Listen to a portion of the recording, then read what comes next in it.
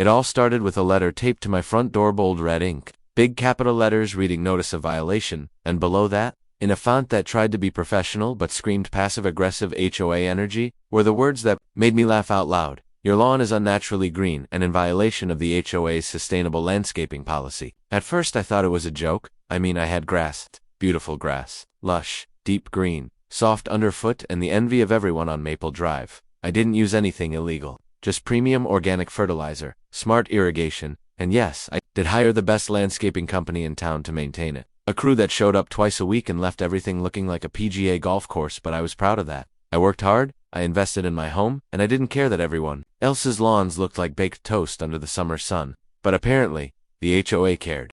A lot. The letter claimed that my excessive watering and use of unnatural treatment was a violation of their neighborhood conservation goals and cited me with a $5,000 fine, along with a demand to appear before the HOA board at the next monthly meeting. I was stunned, but also suspicious, so I started digging. First, I found out that I wasn't the only one being targeted. 3 other homeowners had also received similar letters, each accusing them of having too pristine landscaping. Second, I found out something much darker. The HOA had an exclusive contract with a local landscaping company called Green Trust Yard Services, which was the only vendor approved to work in the neighborhood according to a clause they quietly added in the community bylaws the year before. And guess what? My yard crew wasn't from Green Trust. That's right, they fined me. Not because of water use, but because I wasn't using their chosen provider. It was a shakedown, a soft extortion wrapped in legalese.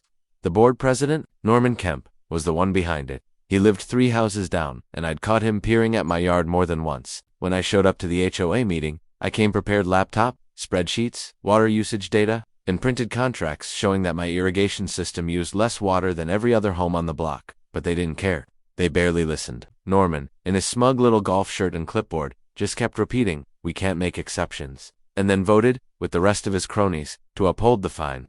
That's when I realized something. Fighting this board with logic was pointless. They didn't care about fairness. They cared about power. So I decided, right then and there, that I'd hit them where it really hurt: their money, their image, and their little empire of control.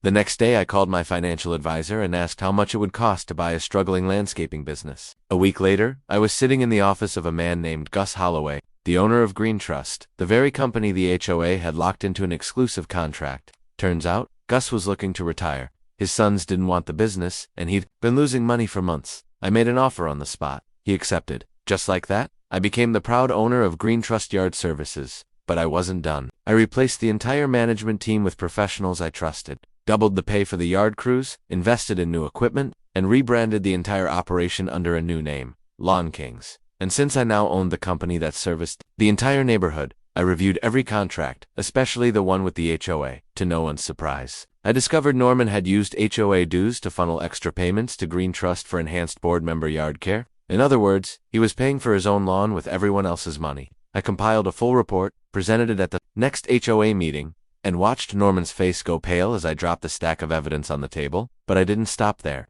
I also announced that Lawn Kings would now offer service to every homeowner, directly cutting HOA involvement into any resident who canceled their HOA contract would get 25% off. Within 48 hours, half the neighborhood signed up.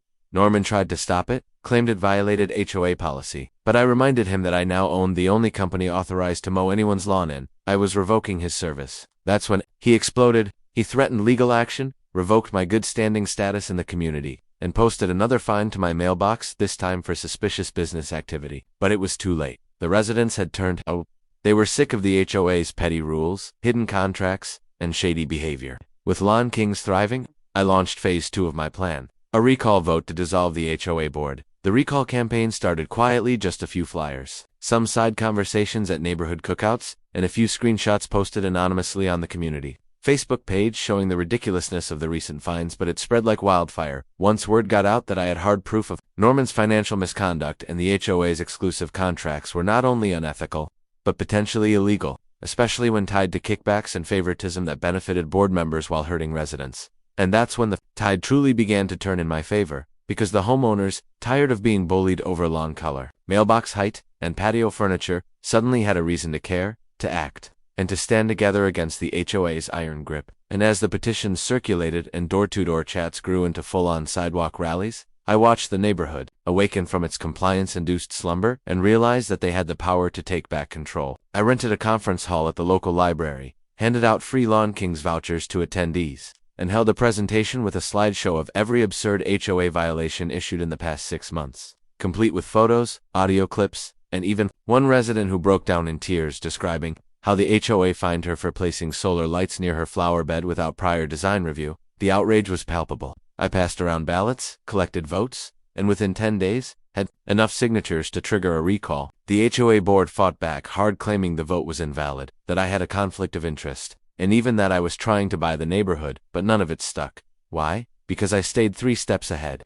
I had a legal team now, yes? I hired Claire Hastings again, the same attorney who destroyed the HOA in my previous land dispute, and she came in swinging with affidavits, county documentation, and state HOA compliance codes that made it crystal clear. The residents had every right to recall their board, and I had every right to own and operate a business that served them. The final vote was held in the community center, packed wall-to-wall with residents, local media, and even a county observer. The ballots were counted by a third party. The results? 92% in favor of dissolving the current HOA board. Norman stood there stunned, his clipboard trembling in his hands. And when the county official announced the result, he tried to object, but no one was listening anymore. The crowd erupted in cheers, and I was mobbed by residents shaking my hand, hugging me, even thanking me for saving the neighborhood. But I wasn't done. I wanted this HOA gone for good. With Claire's help, we filed a motion to transition the HOA into a voluntary neighborhood association, removing its ability to issue fines, collect dues, or interfere in property matters without full resident approval. We also forced an audit. What we found was shocking: tens of thousands of dollars misused,